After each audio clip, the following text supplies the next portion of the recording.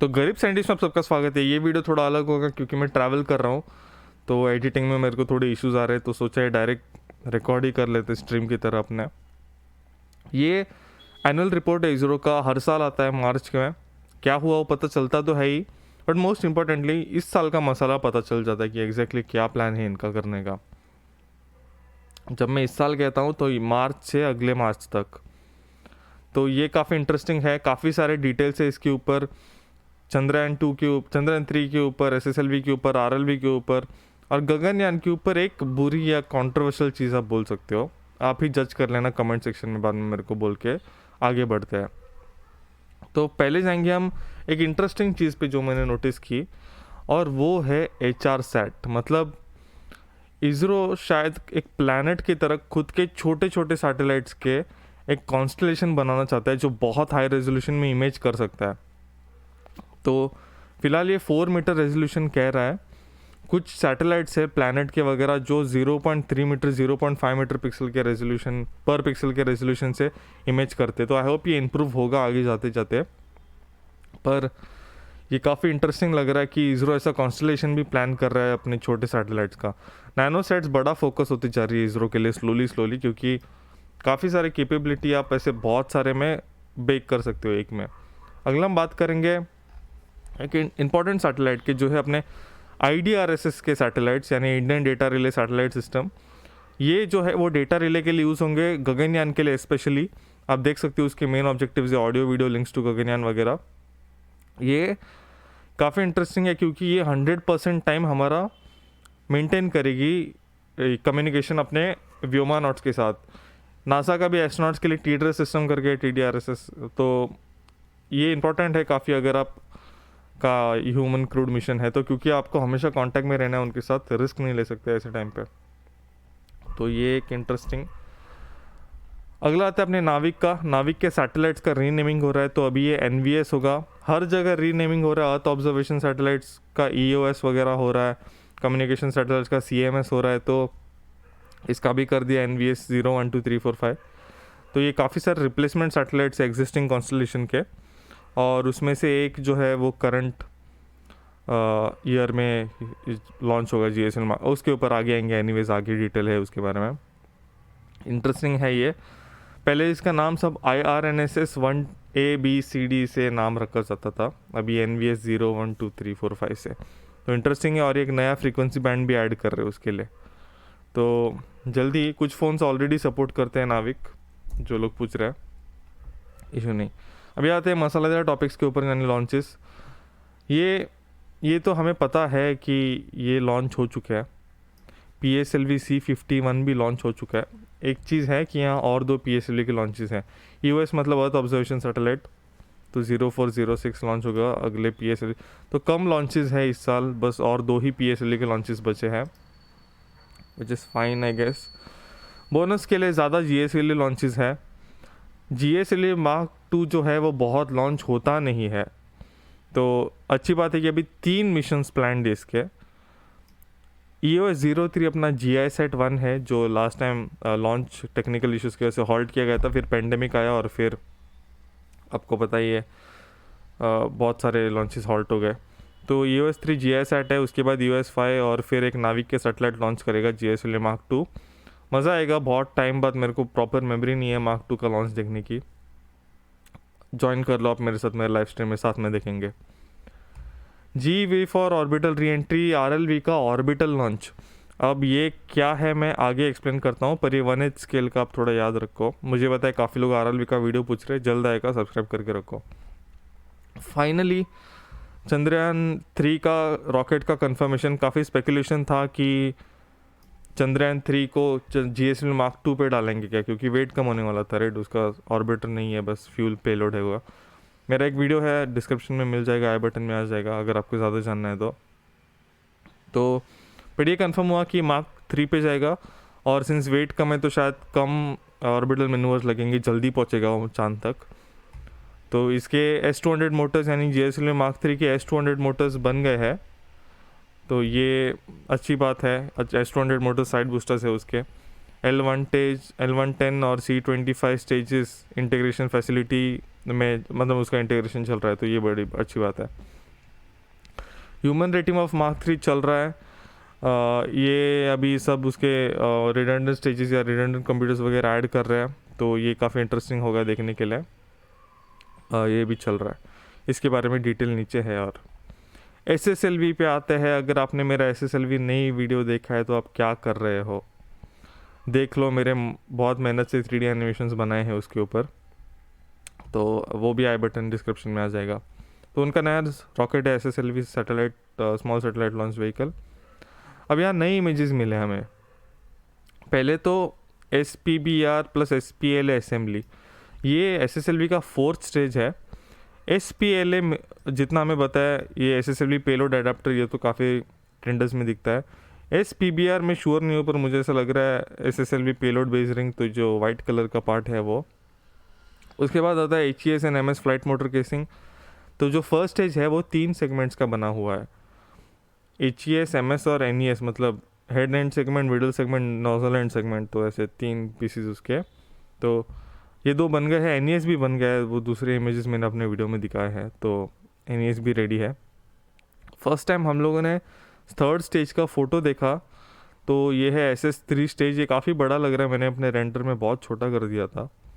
तो SS3 मतलब SSLV stage 3। उसके बाद आता है SCBA स्ट्रक्चरल टेस्ट। SCBA मतलब SSLV core based shroud. Core based shroud वो सबसे बॉटम वाला स्ट्राउड है जिसके ऊपर पूरा रॉकेट रेस्ट करता है बेसिकली, तो ये बहुत बहुत ज़्यादा क्रिटिकल है। अगर अपने PSLV का देता है तो नीचे का रेड पार्ट जो है लिट सबसे नीचे का, जिसके ऊपर पूरा रॉकेट, तो कोर बेस्ड स्ट्राउड उसे कहते हैं। ये काफ़ी इंटरेस्टिंग। तो SSLV के अच्छे पिक्चर्स दिए। मैंने अब तक स्टेज 2 के पिक्चर नहीं दिखाया, मैंने मिस किया क्या पता नहीं। ये हुआ। RLV के ऊपर आता है, जो मैंने पहले एक्सप्लेन किया था। तो देखो, RLV के बेसिकली मेन 3 एक्सपेरिमेंट्स होने हैं 1/8 स्केल पे। 1/8 स्केल मतलब 8 टाइम्स स्मॉल। तो जो करंट मॉडल्स दिख रहे हैं हमें, हेक्स, लेक्स और रेक्स। हेक्स मतलब हाइपरसोनिक एंट्री, जो हो चुका है ऑलरेडी, बे ऑफ बंगाल में क्रैश कर लिया, उस सी में डिस्ट्रॉय हो गया, इंटेंडेड डिस्ट्रॉय हो गया, मतलब गलती से नहीं, वो वही प्लान था। फिर ये है जो आपको इमेजेस दिख रहे हैं, वो है लेक्स के, यानी लैंडिंग एक्सपेरिमेंट। हेलीकॉप्टर उसे उठाएगा, उसे 4-5 किलोमीटर अवे ड्रॉप करेगा, फिर वो अपने आप आके लैंड करेगा ऑटोनोमसली। तो ये है लेक्स, लैंड करेगा, पैराशूट वगैरह सब, ये बहुत इंपॉर्टेंट टेस्ट होगा। और फिर होगा रेक्स। रेक्स मतलब री एंट्री एक्सपेरिमेंट, मतलब वो ऑर्बिट में जाएगा सैटेलाइट की तरह और फिर री एंटर करेगा, अपने आप ऑटोनॉमसली लैंड करेगा। तो वो होगा रेक्स। और वो पिछले इसमें लिखा था कि GSLV Mark 2 के ऊपर Q1 2022 में प्लान्ड, जो काफ़ी सरप्राइजिंग है क्योंकि बहुत ज़्यादा जल्दी हो रहा है इफ़ वो टारगेट अभी भी सेट है तो। पर एक याद रखो, ये रिपोर्ट काफ़ी टाइम पहले बनाया जाता है, तो ये सब पीछे चल रहा है। तो ये जो आप देख रहे हो ऑल लैंडिंग गियर या एवियनिक्स भी इंटीग्रेशन, ये सब हो चुका है जितना हमें पता है। और वो चेलिकेरी जहाँ ये टेस्ट होने वाला है, ये क्लासिफाइड मिलिट्री बेस है, तो वहाँ पे ये होगा। तो हमें शायद लाइव स्ट्रीम ना मिले इस LX टेस्ट का, शायद कुछ वीडियोस डाल दे या फ़ोटो डाल दे ज़रूर उसके बाद, क्योंकि वो बहुत क्लासिफाइड बेस है। तो कुछ साउंडिंग रॉकेट्स के टेस्ट होने वाले हैं। उसमें से सबसे ऐसे इंटरेस्टिंग मेरे को ये वाला लगा। ये काफ़ी टाइम से रूमर था, पता था कि इसरो एक इन्फ्लेटेबल हीट शील्ड के ऊपर काम कर रहा है। कैसा हीट शील्ड जो हम छोटा रखे स्टोर करने के लिए, और जब री एंट्री का टाइम आए तो उसे फुला के ऐसा बड़ा कर सके ताकि हमें ज़्यादा एरिया मिले। तो आप देख सकते हो यहाँ क्वालिफिकेशन हार्डवेयर का फ़ोटो भी है। तो ये काफ़ी इंटरेस्टिंग है और ये फर्स्ट हाफ 2021 में टारगेट कर रहे हैं, तो जो मस्त है। तो ये रोहिणी रॉकेट के ऊपर लॉन्च होगा, तो एक सब ऑर्बिटल लॉन्च होगा, ऊपर जाएगा फिर वापस आएगा। चाइना ने भी रिसेंटली ट्राई किया है, पर वो लोग फेल हुआ है, जितना हमें बताया उनका टेस्ट फेल हुआ। तो आई होप क्या ये डेफिनेटली पास होगा। ये फाइनली टेस्ट व्हीकल प्रोजेक्ट, अपना टेस्ट व्हीकल प्रोजेक्ट क्या है, तो गगनयान का क्या है, ये जो ऊपर का पार्ट दिख रहा है आपको इंडिया फ्लैग वाला भी, वो उसके अंदर कैप्सूल, उसके अंदर एस्ट्रोनॉट्स रहेंगे उसके अंदर, कैप्सूल के अंदर। तो अगर इस रॉकेट को आग वाग लगती है तो ये ऊपर के जो मोटर्स है टावर के ऊपर वो फायर होंगे और ये ऊपर का पार्ट अलग करके उसे दूर लेके जाएंगे। तो ये ग्राउंड टेस्ट कर चुकी है इसरो, सेकेंड ग्राउंड टेस्ट भी करेगी। पर अभी एक इन फ्लाइट, मतलब जब उड़ रहा है और मैक्स क्यू, MQ, ये MQ जो लिखा है, यानी मैक्स क्यू यानी मैक्सिमम एरोडायनेमिक प्रेशर के ऊपर उसे सेपरेट करेगी टेस्ट करने के लिए कि फ़्लाइट के टाइम भी चलता है कि नहीं। स्पेसएक्स ने भी किया था, अगर आपको देखना है स्पेसएक्स का तो SpaceX in flight about search कर लो, यूट्यूब के ऊपर आ जाएगा। तो ये हुआ। अभी आते हैं गगनयान के ऊपर। तो हाँ, गगनयान से पहले ये एक इंटरेस्टिंग चीज़, या फाइनली ऑफिशियल तो बहुत टाइम पहले हो गई, आउटरीच पे थोड़ा फोकस कर रहे हैं ऐसा लग रहा है। आउटरीच मतलब ये जो हम पीआर वगैरह हम कंप्लेन करते रहते कि ज़ीरो आउटरीच नहीं करता, ये नहीं करता, वो नहीं करता, तो पब्लिक आउटरीच, स्टूडेंट आउटरीच के लिए कुछ देखा जा रहा है। मर्चेंडाइज का हम लोगों ने सुना ही था कि मर्चेंडाइज आने की प्लानिंग है, तो ये इंटरेस्टिंग है, देखने लायक होगा। अभी आते हैं मसाले, गगनयान का मसाला। तो ये सब तो चालू है ही उनका। तो ये इमेज एक बार गौर से देख लो, ये जो ऑरेंज कलर पार्ट है ये है क्रू मॉड्यूल यानी CM, इसके अंदर एस्ट्रोनॉट्स होंगे। ये नीचे का पार्ट है जिसके ऊपर सोलर पैनल और इंजन लगा है, वो है सर्विस मॉड्यूल। इसके अंदर फ्यूल होगा, इक्लिस सिस्टम होगा और बाकी सब चीज़ें, इलेक्ट्रॉनिक्स। जब वापस धरती पे आएगा तो ये ऑरेंज वाला पार्ट ही लैंड होगा एस्ट्रोनॉट्स को लेके, ये डिस्ट्रॉय हो जाएगा ऑर्बिट में, क्योंकि पॉइंट नहीं है ना। तो यहाँ पे कहा जा रहा है कि ये सब डिज़ाइंस फाइनल रिव्यू में है सब सेंटर्स के अंदर। इसका हमें इंटीरियर देखने मिला, एक इंटीरियर पे मेरा वीडियो है, पर ये शायद अभी इंटीरियर चेंज हुआ है, जिस कंट्रोवर्सी की मैं बात कर रहा हूँ। कंट्रोवर्सी नहीं बोल सकते, मस्ती बोल दो आप। आते हैं पॉइंट के ऊपर। ये रहा, नहीं पहले ये देख लेते हैं 1 मिनट। ये है अपना इक्लिस सिस्टम का इनसाइडर व्यू। इक्लिस मतलब environment control and life support system. तो ये पूरा आपका कंट्रोल करता है ह्यूमिडिटी, आपका ऑक्सीजन, आपका कैबिन प्रेशर, आपका सब, जो बेसिकली इंसानों को ज़िंदा रखने के लिए ये चीज़ क्रिटिकल है, ये सब कंट्रोल करेगी। कितना कार्बन डाइऑक्साइड, कितना नाइट्रोजन होगा हवा में, सब कुछ। तो ये अच्छी बात है कि इसरो ही डिज़ाइन कर रहा है ये। बीच में रूमर्स थे कि रशिया का सिस्टम यूज़ करेंगे, तो कुछ रशियन पार्ट्स होंगे मे बी, तो ऑन द सेफर साइड रहना अच्छा है। तो शायद यहाँ हैचेस भी दिख रहा है, शायद एक्सेस मिलेगा एस्ट्रोनॉट्स को अंदर आने के लिए, पता नहीं। इसके लिए कुछ उन्होंने सिमुलेटर्स बनाए जो स्वेट वगैरह करे ताकि वो टेस्ट कर पाए अपने इक्लिस सिस्टम को। तो ECLS को इक्लिस कहते हैं, मतलब प्रोनाउंस बेसिकली। तो ये आता है, अभी आता है, आप देख सकते हो 2 ही एस्ट्रोनॉट्स है। हमें अब तक रिपोर्ट किया जा रहा था कि 3 एस्ट्रोनॉट्स होंगे, पर जितना आप देख रहे हो 3 एस्ट्रोनॉट्स कैसे फिट होंगे, मतलब उसमें पॉसिबल ही नहीं है। अगर आप मल्टी लेवल स्टैक करने जाते हो तो अलग है बात है। तो शायद ये कंफर्म कर देता है कि 2 ही एस्ट्रोनॉट्स होंगे फर्स्ट मिशन, या जो भी मिशंस पे जाएंगे।